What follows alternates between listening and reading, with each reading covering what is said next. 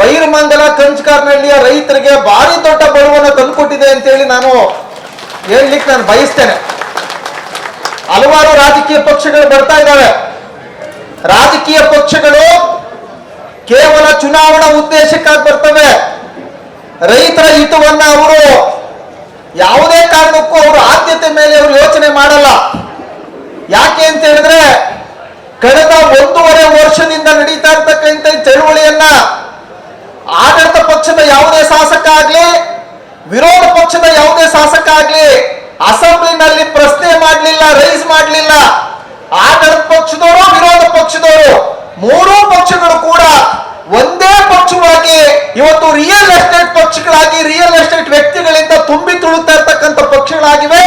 ಹಂಗಾಗಿ ಕರ್ನಾಟಕದಲ್ಲಿ ಇವತ್ತು ಅಧಿಕಾರ ಮಾಡ್ತಾ ಇರೋ ಪಕ್ಷ ವಿರೋಧ ಮಾಡ್ತಾ ಇರೋ ಪಕ್ಷ ಅವರಲ್ಲಿ ಒಂದು ಸಾಮ್ಯತೆ ಏನಪ್ಪಾ ಅಂತ ಹೇಳಿದ್ರೆ ಇಬ್ರು ಕೂಡ ರಿಯಲ್ ಎಸ್ಟೇಟ್ಗಾಗಿ ಶ್ರಮಿಸ್ತಾ ಇರ್ತಕ್ಕಂಥ ಒಂದು ಸಾಮ್ಯತೆಯ ಒಂದು ರಾಜಕೀಯ ದುರಂತದ ಸನ್ನಿವೇಶದಲ್ಲಿ ಈ ಹೋರಾಟಗಳು ನಡೀತಾ ಇದ್ದಾವೆ.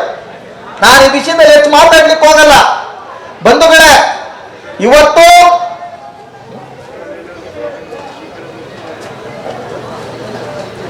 ಆದ್ರೆ ಇದುವರೆಗೆ ಬೈರಮಂಗಲ ಕಂಚಕಾರನಹಳ್ಳಿ ರೈತರಲ್ಲಿ ಆತಂಕ ಇತ್ತು. ನಮ್ಮ ಫಲವತ್ತಾದ ನೀರಾವರಿ ಸಮೃದ್ಧವಾದ ಭೂಮಿ, ವರ್ಷಾನುಗಟ್ಟಲೆ ಅಪಾರವಾದ ಶ್ರಮ ಮತ್ತು ಬಂಡವಾಳ ಹಾಕಿ ಅಭಿವೃದ್ಧಿ ಪಡಿಸಿರ್ತಕ್ಕಂಥ ಭೂಮಿ. ಈ ಭೂಮಿಯನ್ನ ಎಲ್ಲಿ ಈ ರಿಯಲ್ ಎಸ್ಟೇಟ್ ದುರುದ್ದೇಶದ ಭೂ ಮಾಫಿಯಾದವ್ರು ಕಿತ್ಕೊಂಡ್ಬಿಡ್ತಾರೋ, ಈ ಸರ್ಕಾರದವ್ರು ಕಿತ್ಕೊಂಡ್ಬಿಡ್ತಾರೋ ಅನ್ನುವಂತ ಒಂದು ಆತಂಕ ಇತ್ತು. ಆದ್ರೆ ಇವತ್ತು ಈ ಧರಣಿ ಸ್ಥಳದಲ್ಲಿ ನಿಮಗೆ ಹೇಳ್ತಾ ಇದ್ದೀನಿ ಏನು ಅಂತ ಹೇಳಿದ್ರೆ ಇವತ್ತು ಅಂತ ಆತಂಕ ದೂರ ಆಗಿದೆ.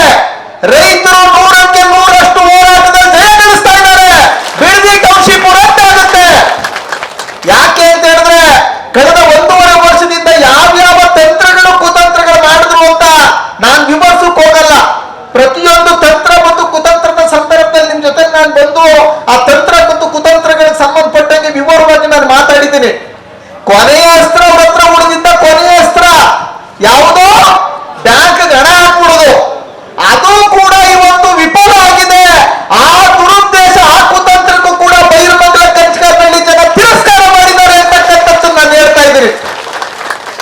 3 ಹಳ್ಳಿನ ಅತಿಮತಿ ಸೂಚನೆ ಮಾಡಿದ್ರೆ ನೀವು ಕೆಂಪೈನಪಾಳ್ಯ, ಒಡೆಯನಹಳ್ಳಿ, ಮಂಡಲಹಳ್ಳಿ ಅಂತ 3 ಹಳ್ಳಿಯಲ್ಲೂ ಕೂಡ ಭೂ ಸ್ವಾಧೀನ ವಿರೋಧ ಮಾಡ್ತಾ ಇರ್ತಕ್ಕಂಥ ರೈತರು ಹೆಚ್ಚಿನ ಸಂಖ್ಯೆಯಲ್ಲಿದ್ದಾರೆ. ನಿಮ್ಮ ಹಣದ ಆಮಿಷವನ್ನು ಕೂಡ ತಿರಸ್ಕಾರ ಮಾಡಿದ್ದಾರೆ ಅಂತಕ್ಕಂಥದ್ದನ್ನ ಈ ಒಂದು ಘಂಟಾಘೋಷವಾಗಿ ಧರಣಿ ಸ್ಥಳದಲ್ಲಿ ನಾನು ಘೋಷಣೆ ಮಾಡ್ತಾ ಇದ್ದೀನಿ.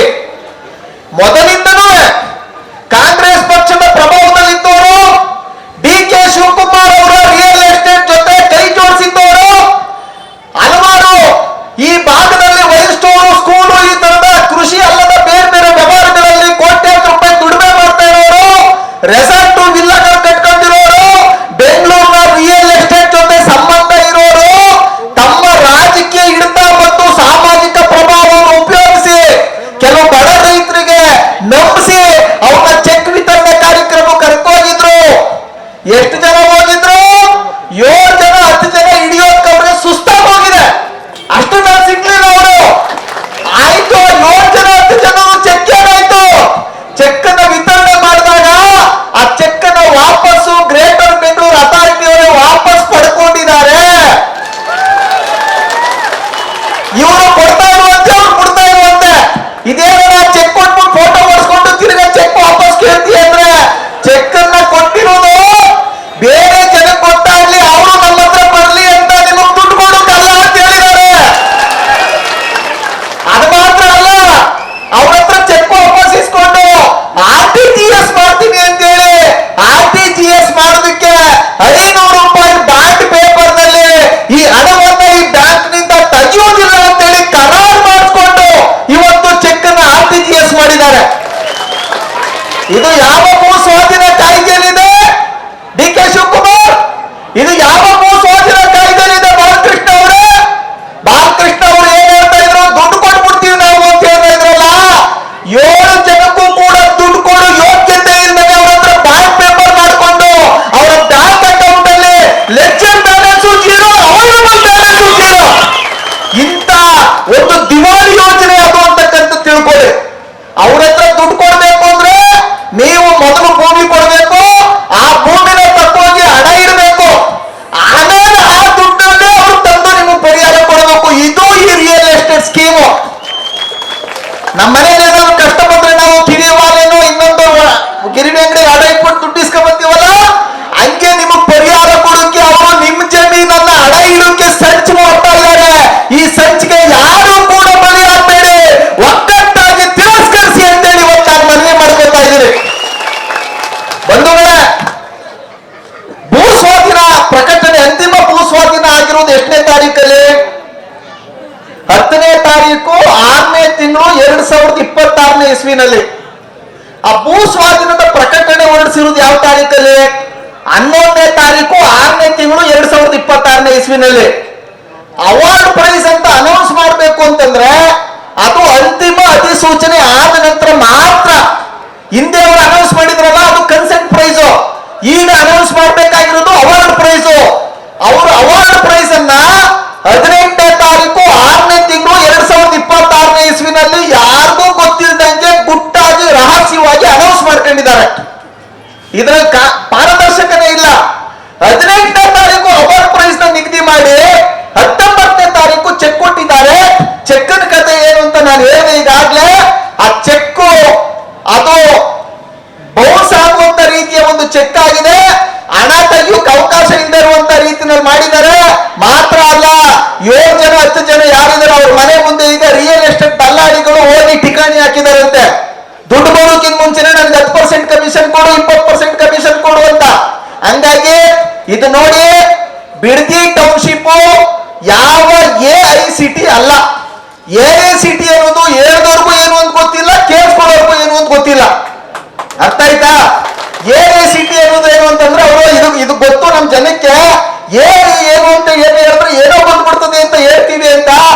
AI ಅಂದ್ರೆ ಏನು ಅಂತ ಹೇಳ್ದವ್ರಿಗೂ ಗೊತ್ತಿಲ್ಲ, ನಾವು ಕೇಳಿಸ್ಕೊಳ್ಳೋರ್ಗೂ ಗೊತ್ತಿಲ್ಲ. AIಗೆ ಯಾವುದೇ ಒಂದು ಭೂಮಿ ಬೇಕಾಗಿಲ್ಲ.